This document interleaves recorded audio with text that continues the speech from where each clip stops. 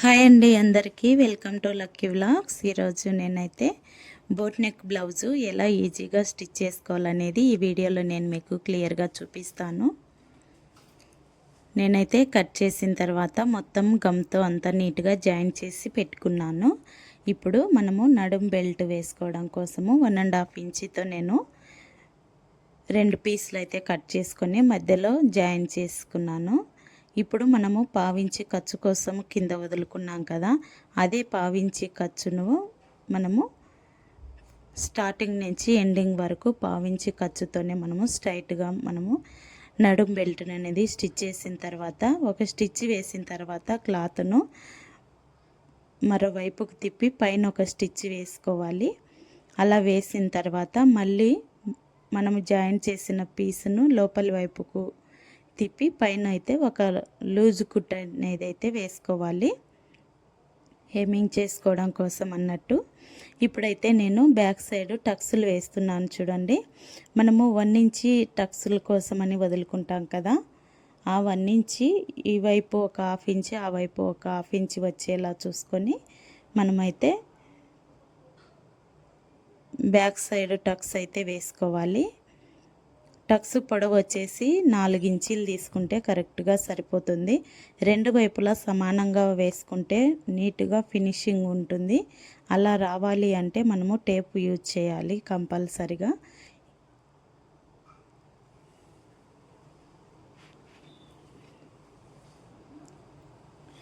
నేను ఈ blouse cut చేసేటప్పుడు చెప్పాను కదా, ఎటువంటి కొలత బ్లౌజు ఏం లేదు, ఓన్లీ నడుం లూజును బేస్ చేసుకొని మాత్రమే ఈ బోట్ నెక్ బ్లౌజ్ అనేది నేను కటింగ్ అండ్ స్టిచ్చింగ్ కూడా స్టిచ్ చేసేటప్పుడు కూడా ఏ కొలతలు లేవు, అన్నీ అందాజుగానే వేసేసాను.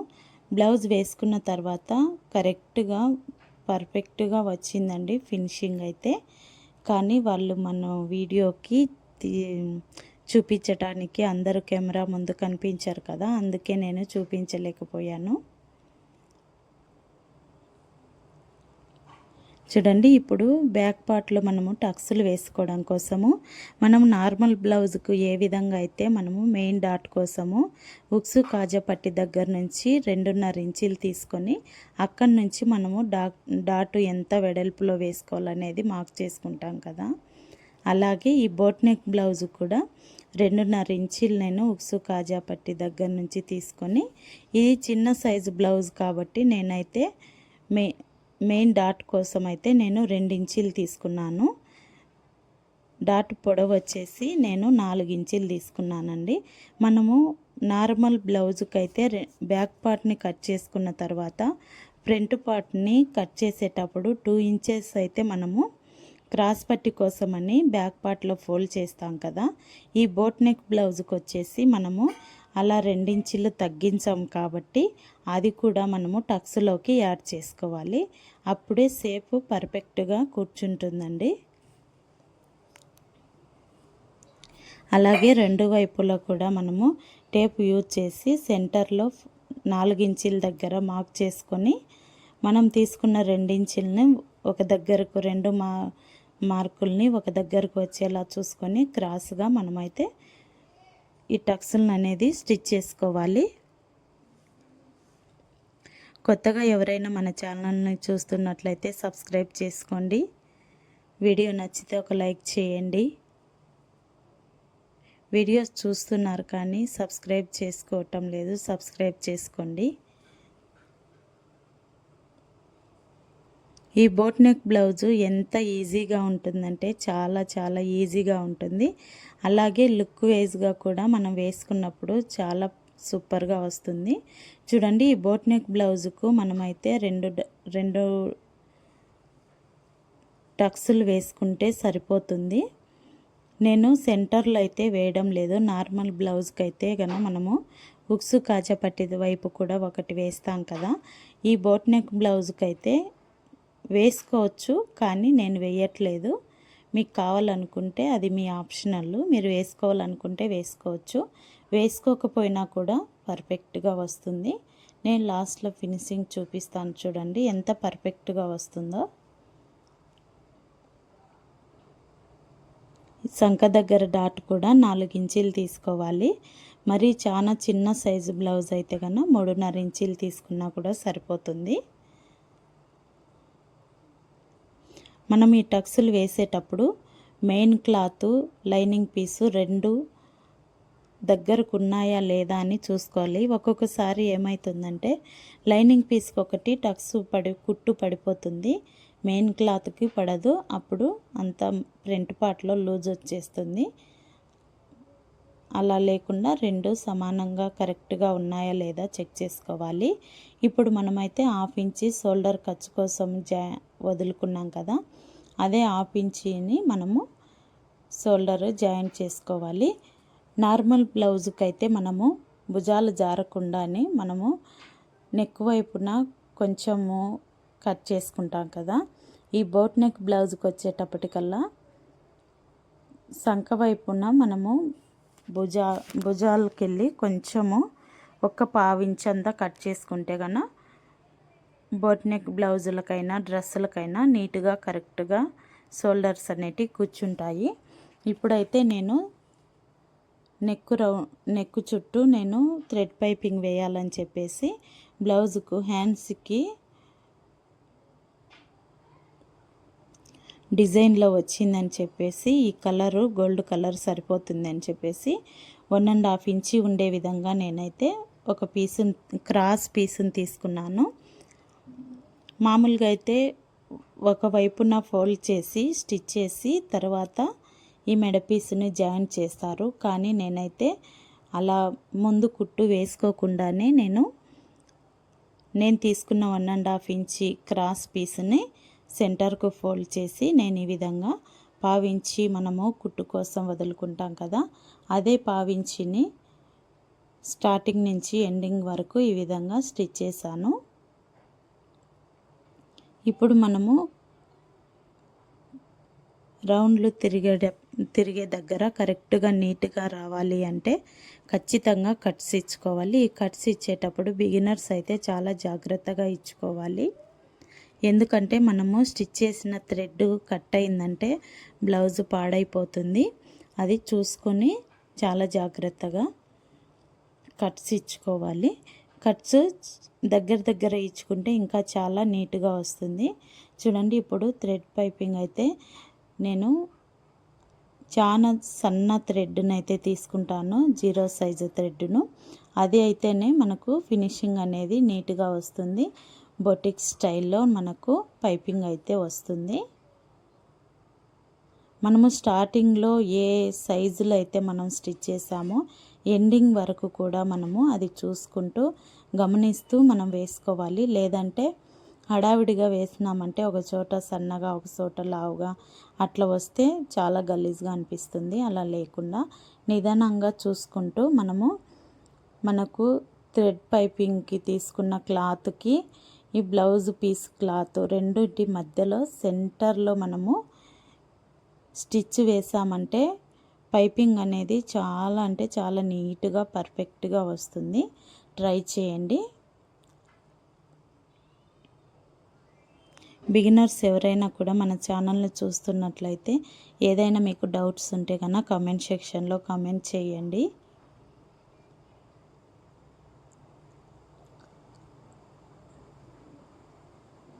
చూడండి, పైపింగ్ వేయడం అయితే అయిపోయింది కదా. ఇప్పుడు నేను డబల్ స్టిచ్ అయితే వేయటం లేదు, ఎందుకంటే హెమ్మింగ్ చేద్దామని చెప్పేసి నేనైతే స్టిచ్ వేయలేదు. ఇప్పుడు మరో పక్క కూడా షోల్డర్స్ అనేది జాయింట్ చేసేస్తున్నాను.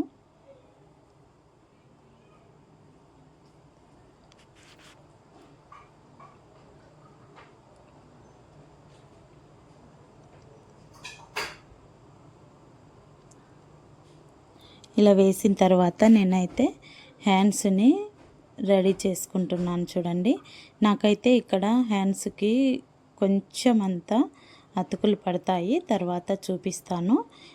ఈ బ్లౌజుకి అయితే నేను హ్యాండ్స్కి కట్ వర్క్ ఇచ్చారు, కానీ కట్ వర్క్ దగ్గర కొంచెం పీసులు అంతా ఊడిపోతున్నట్టు అనిపించింటే కస్టమర్ వచ్చేసి అక్కడ నాకు కట్ వర్క్ ఏం అవసరం లేదు, కొంచెం లైట్గా పట్టి తిప్పేసేయండి అని చెప్పడం వల్ల నేనైతే కట్ కట్ వర్క్ని క్లోజ్ చేసేస్తున్నాను చూడండి.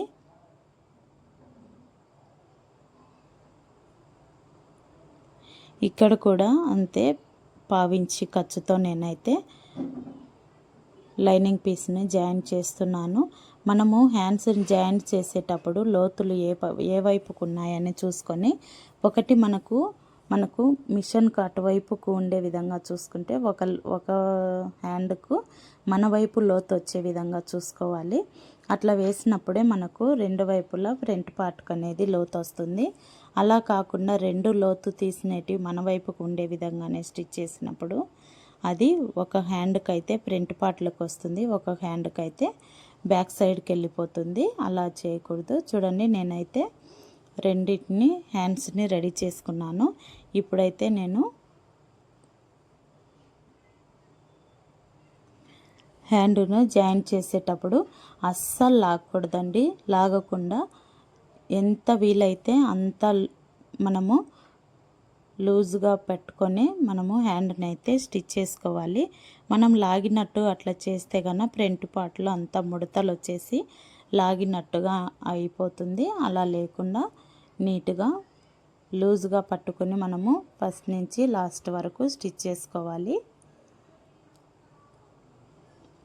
మనం ఎప్పుడైనా హ్యాండ్స్ కట్ చేసుకునేటప్పుడు మనం కట్ చేసిన బ్యాక్ పార్ట్లో నుంచే మనము ఆమ్ రౌండ్ను కొలుచుకొని హ్యాండ్ను అయితే మనం కట్ చేసుకున్నప్పుడు చివర్లో మనకు కరెక్ట్గా వస్తుంది. ఎక్కువ తక్కువలు రాకుండా కరెక్ట్గా సరిపోతుంది. మనము ఆది బ్లౌజ్తో కన్నా మనము హ్యాండ్ కట్ చేస్తే కొంచెం ఎక్కువ తక్కువ రావడం అలా జరుగుతుంది. అలా లేకుండా మనం కట్ చేసిన బ్యాక్ పార్ట్ నుంచే కొలతలు తీసుకోండి. నేను ఆ విధంగానే కట్ చేస్తున్నాను. ఫినిషింగ్ పర్ఫెక్ట్గా వస్తుంది.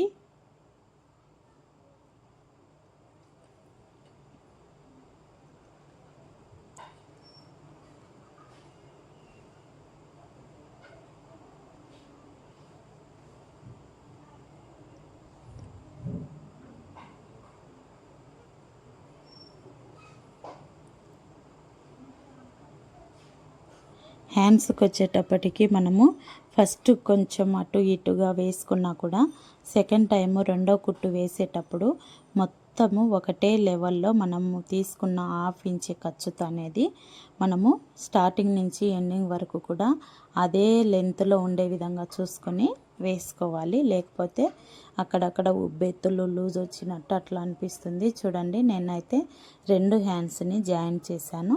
ఇప్పుడు నేను జిప్పు వేసుకోవడం కోసమని నేను మీకు చూపిస్తాను. జిప్పు బిగినర్స్కు చాలా కష్టంగా అనిపిస్తుంది, కానీ ఒకటికి రెండు సార్లు చూడండి, ఏం కష్టం కాదు. చాలా ఈజీగా మనము జిప్ అనేది వేసుకోవచ్చు. అన్నీ అందాజుగానే స్టిచ్ చేశాను కాబట్టి టేప్ని యూజ్ చేస్తున్నాను. 5.5 ఇంచులు అయితే లూజ్ తీసుకున్నానండి నేను.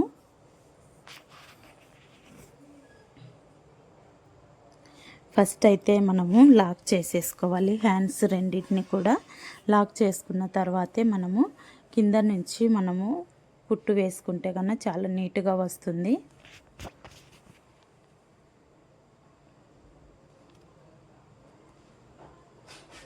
ఒకవైపు అయితే నేను క్లోజ్ చేసేస్తున్నానండి. అది మనకు ఎడమ చేతి వైపున మొత్తం క్లోజ్ చేస్తున్నాను. మనం జిప్పు ఎప్పటికైనా కూడా కుడి చేతి వైపునే వేసుకోవాలి. అందుకని నేను ఫస్ట్ అయితే ఎడమ చేతి వైపున మొత్తం క్లోజ్ చేసేస్తున్నాను. అది మనము స్టార్టింగ్ ఫస్ట్ కట్ చేసేటప్పుడు 2 ఇంచెస్ ఖర్చు కోసం అని వదులుకుంటాం కదా. ఫస్ట్ నడుం దగ్గర 2 ఇంచులు, అలాగే హ్యాండ్ జాయిన్ చేసిన దగ్గర 2 ఇంచులు, హ్యాండ్ లూజ్ దగ్గర 2 ఇంచులు ఖర్చు కరెక్ట్గా చూసుకొని మనం స్టిచ్ వేసినామంటే మనము స్కేల్తో లైన్ వేస్తే ఏ విధంగా స్ట్రైట్గా వస్తుందో ఆ విధంగా స్ట్రైట్గా కుట్లు అనేటివి వస్తాయి. అలా స్ట్రైట్గా కుట్లు వచ్చినప్పుడే బ్లౌజ్ పర్ఫెక్ట్గా కుదిరిందని అర్థము. చూడండి, ఇప్పుడు నేను రైట్ సైడ్ వైపు జిప్పు వేయడం కోసమని వేస్తున్నాను. మనము చంక దగ్గర 1 ఇంచి లేదంటే 1.5 ఇంచి కిందికి మనం కుట్టు వేసుకొని అక్కడ రఫ్ చేయాలి. అంతకంటే ఎక్కువగా మనము కిందికి వేయకూడదండి. నేనైతే ఇక్కడ 1.5 ఇంచ్ అయితే తీసుకుంటున్నాను. ఈ 1.5 ఇంచ్ దగ్గరనే మనము రఫ్ చేసి అక్కడి నుంచే మనము 2 కుట్లు కానీ 3 కుట్లు కానీ హ్యాండ్ నుంచి వేసినప్పుడు ప్రతి కుట్టు కూడా మనం ఫస్ట్ రఫ్ చేసిన దగ్గరే స్టాప్ చేయాలి.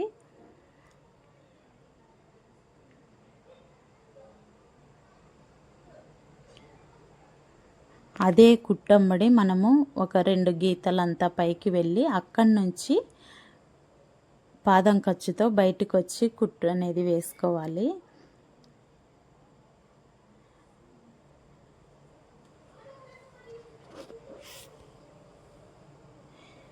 ఇప్పుడు మనము 2 ఇంచుల ఖర్చు కోసం అని వదులుకున్నాం కదా, అక్కడ కొంచెము ఒక 1/2 ఇంచి లేదంటే 1 ఇంచ్ అంతా నడుము దగ్గర వదిలేసి అక్కడి నుంచి ఆ 2 ఇంచీలని మనము అంచు బయటకు మర్చి అంచు వెంట ఒక స్టిచ్ అయితే వేసుకోవాలి. ఎందుకంటే మనము జిప్పు జాయింట్ చేసేటప్పుడు మనకు ఈజీగా ఉంటుంది.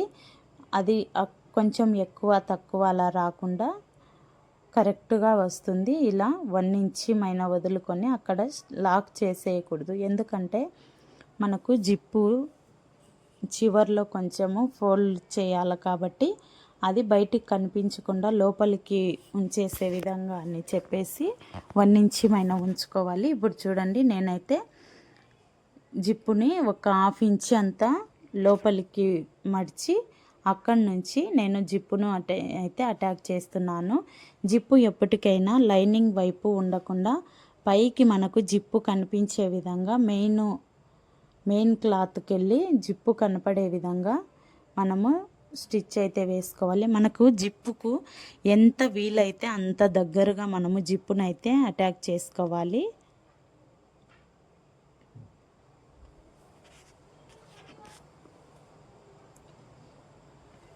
చూడండి, ఒకవైపు జాయిన్ చేసిన తర్వాత మనము డ్రెస్సులకి సైడు జాయిన్ కుట్టు వేసేటప్పుడు మనము ఏ విధంగా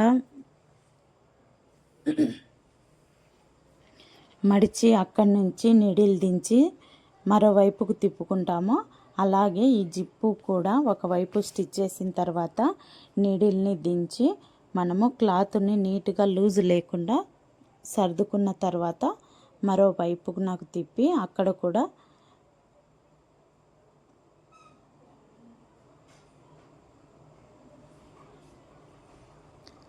మనకు ఎంత వీలైతే అంత జిప్పు దగ్గరకు కుట్టు ఉండే విధంగా వేసుకుంటే మనకు జిప్ అనేది బయటికి ఎక్కువగా కనిపించకుండా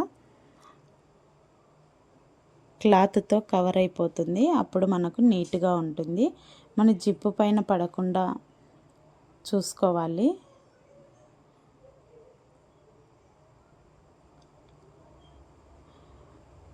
కొంచెం కుట్టిన తర్వాత మీకు జిప్పు అడ్డుగా వస్తుంది అనిపిస్తే కనుక పైకి మర్చుకోవాలి. చూడండి ఎంత ఈజీగా జిప్పు వేయడం అయితే నాకైతే జస్ట్ 2-3 మినిట్స్లో నాకు జిప్పు వేయడం అయితే అయిపోయింది. ఫినిషింగ్ అయితే చాలా పర్ఫెక్ట్గా వచ్చింది. ఇప్పుడైతే ఒక ఉక్సు కాజా వేసుకుంటే సరిపోతుంది. చూడండి, ఫినిషింగ్ అయితే చాలా పర్ఫెక్ట్గా వచ్చింది. వీడియో నచ్చితే ఒక లైక్ చేయండి. కొత్తగా ఎవరైనా మన ఛానల్ని చూస్తున్నట్లయితే ఛానల్ని సబ్స్క్రైబ్ చేసుకోండి. ఇంకా మన ఛానల్లో కటింగ్ అండ్ స్టిచ్చింగ్ వీడియోస్, శారీలు, నైటీలు అన్ని కలెక్షన్స్ ఉన్నాయి. మీరు ఎవరైనా కూడా కొత్తగా చూస్తుంటే ఛానల్ని